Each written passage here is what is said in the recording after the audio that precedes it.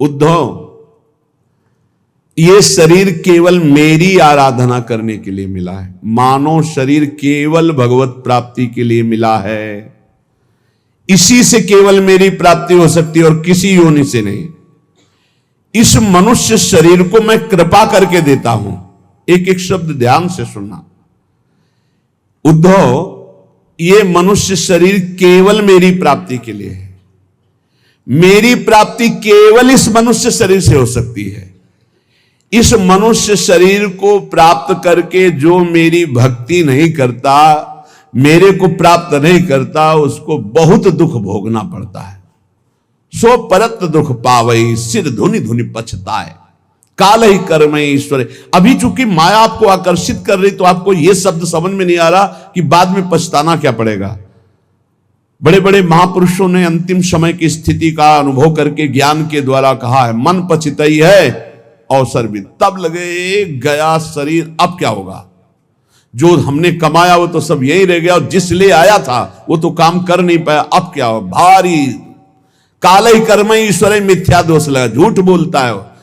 हमारे भाग्य में भजन होता तो भजन हो जाता ना। अरे ईश्वर की इच्छा ही नहीं थी, ईश्वर की इच्छा तो थी, तभी तो तेरे को मानो दे दिया। मैं करुणा करके मनुष्य शरीर केवल अपनी प्राप्ति के लिए देता हूं। मैं सबके हृदय में विराजमान हूं, परमानंद स्वरूप हूं। मेरा भजन करे परमानंद में डूब जाएगा। लेकिन गुणमय्या जीव योन्या विमुक्तो ज्ञान निष्ठया, गुणेशु माया मात्रेषु दृश्यमानेषु वस्तुतः, वर्तमाने पि न पुमान युज्यते वस्तुभिर्गुणै। जीव की जितनी योनियां हैं, जितनी गतियां हैं, वो सब 3 गुणों से होती है, सतोगुण, रजोगुण, तमोगुण। जब तक किसी महापुरुष का संग प्राप्त करके अज्ञान का नाश करके ज्ञान नहीं जागृत होता है, तब तक वो भटकता रहता है नाना प्रकार के भोगों में। सतोगुण, रजोगुण ये सदैव उसको टिकने नहीं देते, भगाते रहते। ये भोग, ये भोग, ये सुख, ये दुख, बस ऐसे चक्र में। ये सब माया मात्र है, भ्रम मात्र है, स्वप्न मात्र है। ये कब अनुभव होता है? जब उसको दिव्य ज्ञान की प्राप्ति हो जाती है। उद्धव, फिर वो ज्ञानी महात्मा सब समाज में विषयों के बीच में रहते हुए भी, व्यवहार करते हुए भी वो कभी बंधता नहीं है। इसका कारण है वो गुणों की सत्ता को ही नहीं मानता, त्रिगुणातीत अवस्था को प्राप्त हो जाता है। इसलिए उद्धव, यदि मनुष्य शरीर मिला और सत्संग मिला तो मेरी बात ध्यान से सुन लो। संगम न कुर्या दशताम शिष्णोदर त्रिपाम क्वचित, तस्यानुगस्त मस्यंधे पतत्यंधानुगांधवत। साधक को यह ध्यान रखना चाहिए कि बड़ी कृपा से मनुष्य शरीर मिला और फिर भगवत मार्ग मिला। अब ऐसे लोगों का कभी संग नहीं होना चाहिए जो केवल 2 में आसक्त है, रसेंद्री और जनेंद्री। खूब अच्छा खाने को मिले, खूब काम भोग भोगने को मिले, ऐसे विषयी पुरुषों का संग त्याग दे। चाहे वो स्त्री शरीर हो चाहे पुरुष शरीर हो, बिल्कुल दूरी बना के रखे, नहीं तो दुर्गति पक्की है। संगम न कुर्या दशताम शिष्णु उदर त्रिपाम क्वचित। ये 2 इंद्रियां अगर वश में है तो पूरा जितेंद्री माना जाता है। 9 इंद्रियां वश में है, अगर 1 इंद्री रसेंद्री नहीं है तो वो जितेंद्री नहीं माना जाता, क्योंकि रसेंद्री नहीं तो जनेंद्री को रोक ही नहीं सकता। इस बात को ध्यान रखना चाहिए। ऐसे असत पुरुष, कामी पुरुष का संग कभी नहीं करना चाहिए, क्योंकि जीव ही कामी पुरुषों का संग होता है तो उनके परमाणु अंदर आकर के अपने को काम वेदना में विवश कर देते हैं। और जैसे अंधे का सहारा लेकर अंधा चलता है तो दोनों कुआं में गिरते हैं, नष्ट हो जाते हैं, ऐसे ही फिर नरक रूपी कूप में, भव रूपी कूप में उसको गिरना पड़ता है। देखो, मैं तुम्हें उदाहरण में बताता हूं। एला सम्राडिमाम का गाथा मगायत बृहच्छ्रवाहा, उर्वशी विरहान मोहन निर्विरणा शोक संयमे। जिस समय जैसे आपके पास जितना रुपया है उतने ही आप आभूषण खरीद सकते हैं, ऐसे आपके पास जिस कोटि का पुण्य उस कोटि का भोग आएगा सामने। अब कहते हैं अप्सराएं नहीं आती ऋषि मुनि को भ्रष्ट करने के लिए, जिससे लोग पूछते हैं।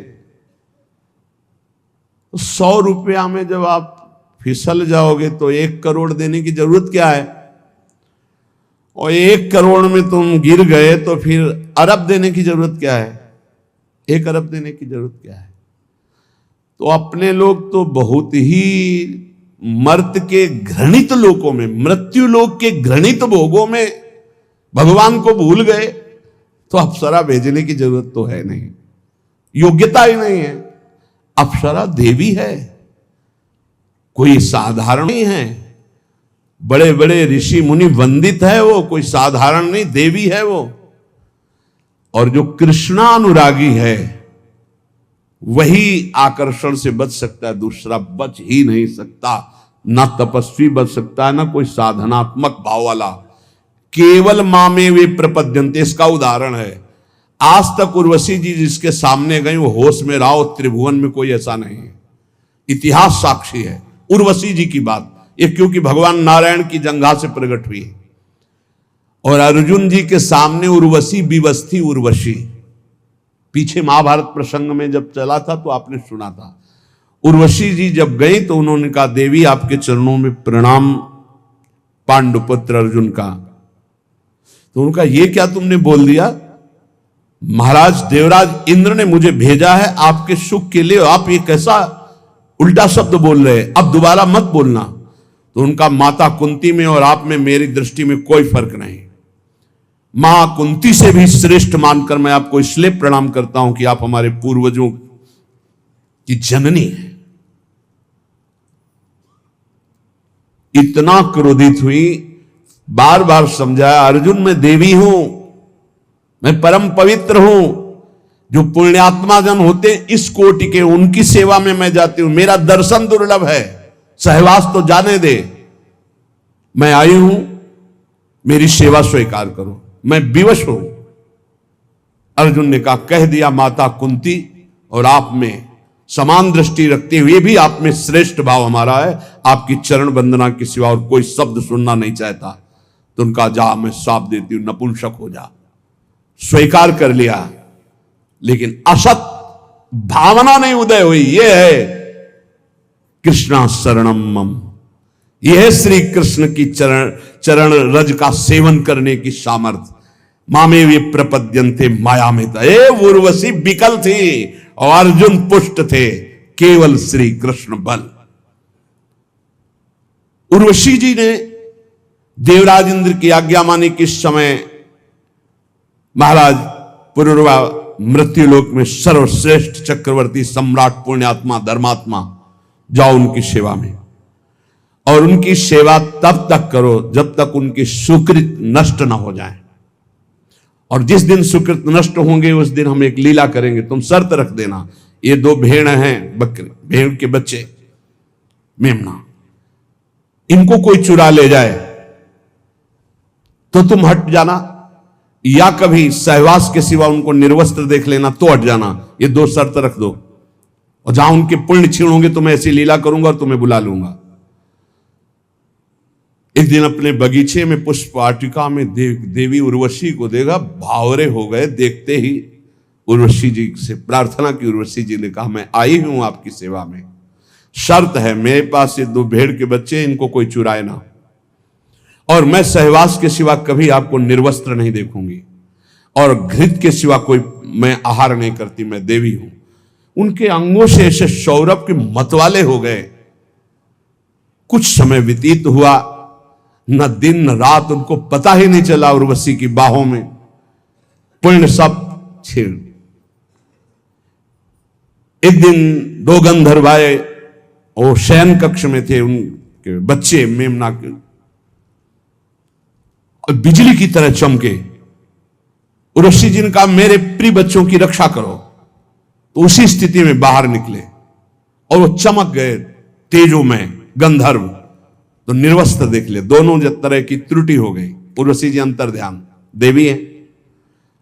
अब उनके कह रहे कि इतना बड़ा यशस्वी सम्राट इलानंदन पुरुरवा, जब उर्वशी अंतर ध्यान हो गई तो धड़ाम से मूर्छित होकर पृथ्वी पे गिर गए। कैसे जीऊंगा उर्वशी के बिना। हा उर्वशी, पागल, वस्त्र गिर गए शरीर के, दिगंबर हो गए, पागल जैसी स्थिति। हा उर्वशी। सम्राट, सम्राट कहते हैं जहां से सूर्य उदय होता है अस्त होता है वहां तक एक छत्र राज्य। राजा बहुत छोटे छोटे होते हैं, सम्राट सबका स्वामी होता है, सब राजाओं का। त्यक्त्वात्मानं ब्रजंतीम ताम नग्नम उन्मत्तवन नृपः विलपन नवगाज्जाये घोरे तिष्ठेति विक्लवः। पुरवाजी नग्न हैं, पागल हैं। हा उर्वशी, हा उर्वशी। विह्वल है, जिधर देखते हैं कोई दिखा, उर्वशी, वहां भाग के जाते उर्वशी। अरे ये तो उर्वशी नहीं। बहुत उनको हृदय में विकलता, बहुत पागलपन। भगवान कृपा करते हैं ऐसी स्थिति में, तब ज्ञान प्रदान करते हैं।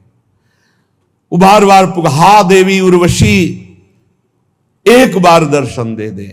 तू कैसी निष्ठुर है, मेरे मन को, मेरे चित्त को फंसा के कहां भाग गई उर्वशी। मैं मृत तुल्य हो रहा हूं। कौन सुनता है? सब पुण्य का खेल है। पुण्य खत्म, कोई पहचानता भी नहीं।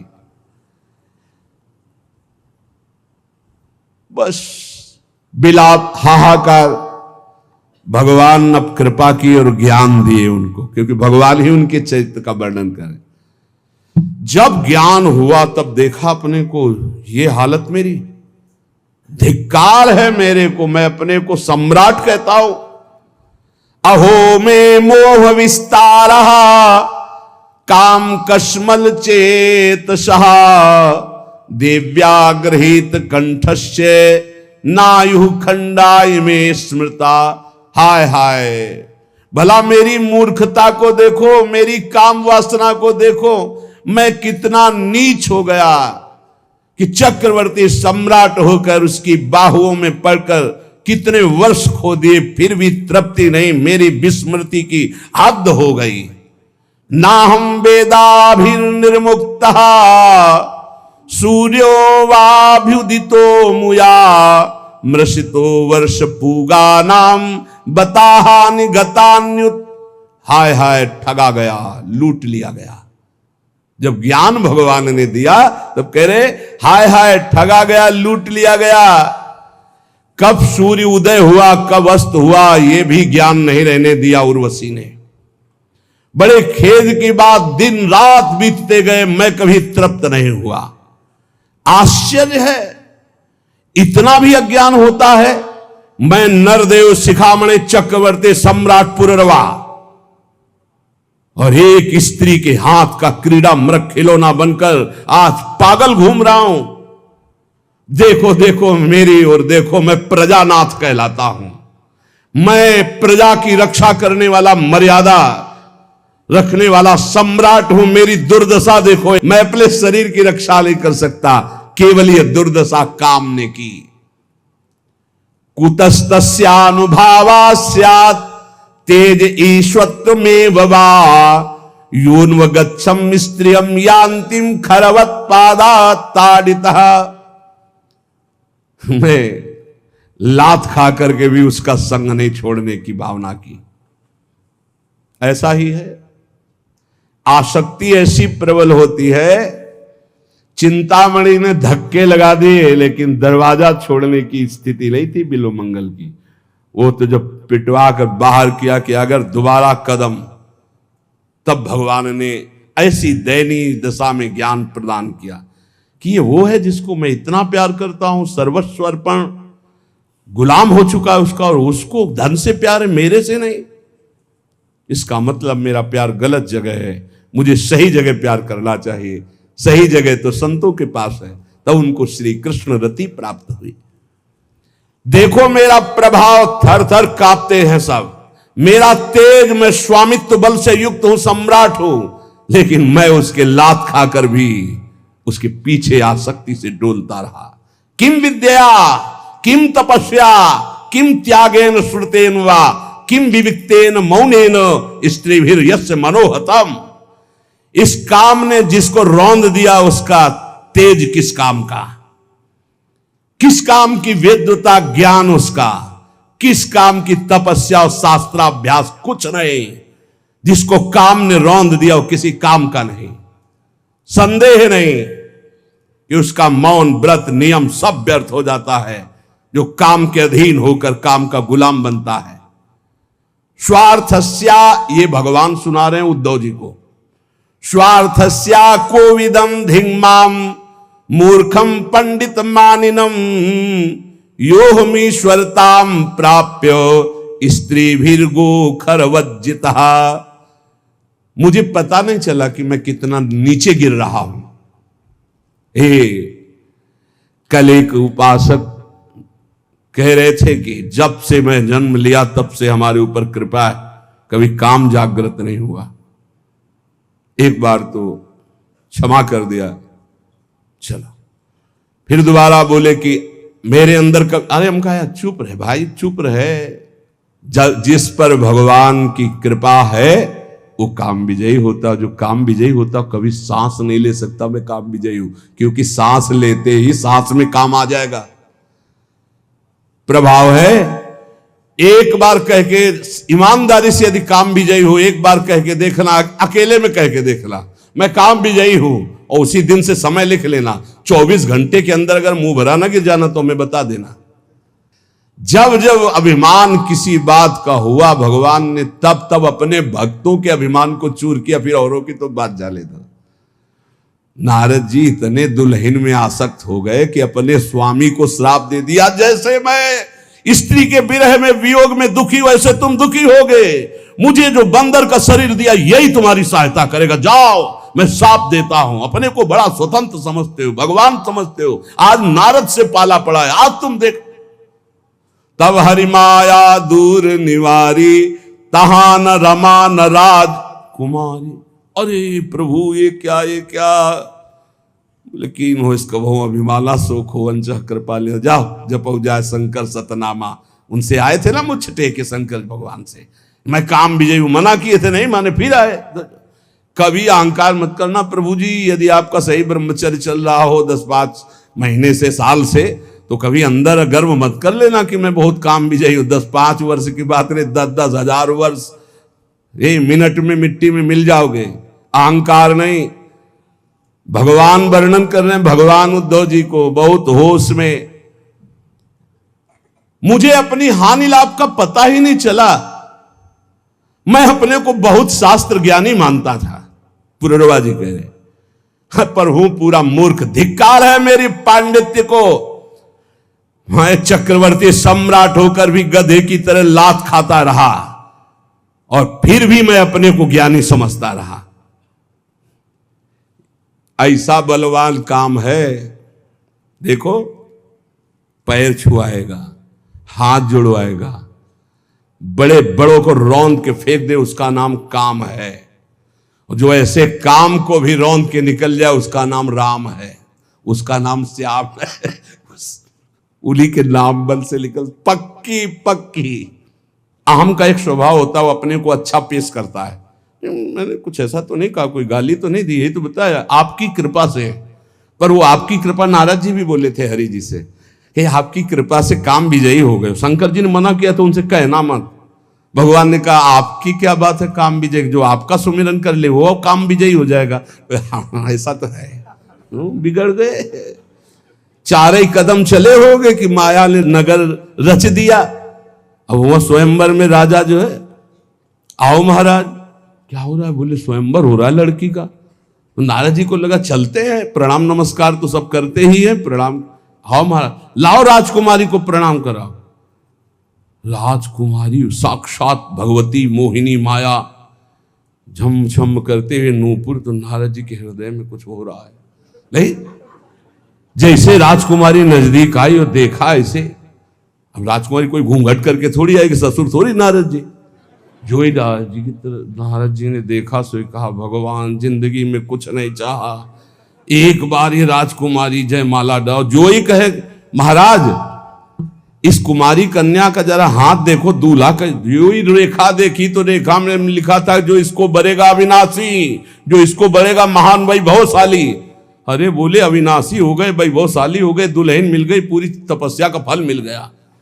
अब ये हमको जयमाला कैसे डालेगी, क्योंकि हम इतने सुंदर तो है नहीं जितनी सुंदर ये है। हरि को ध्यान करें।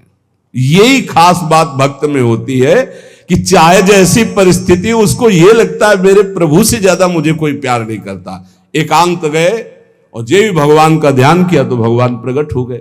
बोले प्रभु वैसे समय होता तो हम तपस्या करते इस बात की कि आप प्रसन्न हो और मुझे ऐसा रूप दे कि राजकुमारी जयमाला डाल दे, पर समय तो है नहीं, तो अब आपसे मांगता हूं। नारद जी मांगो। बोले प्रभु मांगना ही अंदर चल रहा था उनके, तो शब्द निकला। ये भक्त की विशेषता होती है। उनका जे ही विधि हो, ये कहां से निकल पड़ा? ये तो बहुत विपरीत बात निकल गई ना उनकी कामना से। जे ही विधि हो, अंदर था कि जिस विधान से मुझे वो कन्या मिले, लेकिन शब्द दूसरे निकलने, यही भक्ति का चमत्कार। बोले जे ही विधि हो ये नाथ हित मोरा, करो सुबेगी दास मैं तोरा।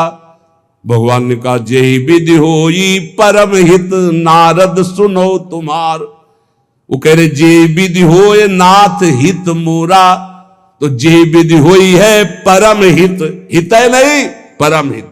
नारद जी को लगा परम हित तो बढ़िया हरि रूप, तो बोले प्रभु हरि रूप दे दो। बोले तथास्तु। और शास्त्रों में हरि शब्द को बंदर भी कहते हैं। भगवान ने ऐसा बंदर नहीं दिया कि अच्छा वाला, मरकट बदन भयंकर दे, बड़ा ऐसा विचित्र रूप, यहां से ऐसे दांत निकले हुए कि राजकुमारी देखते ही डर जाए, बड़ी ठसक में जाते हैं। अब जिस राजा के पास जाते हैं उसको नारद जी दिखाई देते हैं, सोई खड़ा हो जाता है, आप जाके बैठ जाते हैं। राजकुमारी देखती कि पिताजी को यह भी समझ में नहीं आया कि राजकुमारों की यहां स्वयंवर सभा या बंदरों की है। ये आगे बार बार बंदर बीना लिए बैठ जाता है। अच्छा और कोई हो तो वो भगवान की माया है, वो ऐसे मुड़ जाती है। नारद जी सोचा देखा नहीं क्या हमको? तो जिस राजा के समीप हो जाती वहीं जाकर राजा तो उठ के खड़ा हो जाता, क्यों? देवर्षि नारद, नहीं तो साप मिल जाएगा। जयमाला हाथ में लिए हुए तुरंत मुड़ जाती। पूरी सभा में नारद जी, कोई कुर्सी नहीं बची होगी जिसमें न बैठे हो।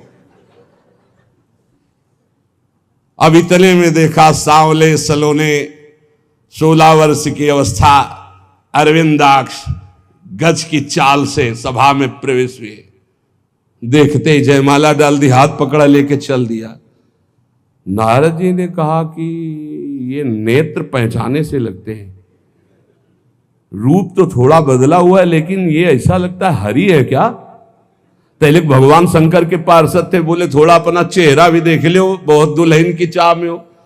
तो जल में जे ही देखा मरकट बदन भयंकर दे। अच्छा आप समझ में आवा, परम स्वतंत्र न सिर पर कोई भावे मने करे सो। आप समझ, दूल्हा बल के वही आए थे, हमको तो बंदर का रूप दिया, आप अच्छा रूप रख के दुल्हन ले गए। बहुत जलनुआ स्वभाव है हमारे प्रभु का, बहुत जलनुआ स्वभाव है। वो किसी की बढ़ोत्तरी नहीं देख सकते। नारद जी के चल रहा है, पर है तो हमारे प्रभु तो बोले आज तो नहीं रखेंगे, आज तो हम।